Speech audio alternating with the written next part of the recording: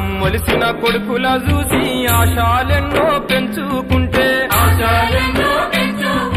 చదువుకొని గొప్పోళ్ళయి సాతారని కలలు గంటే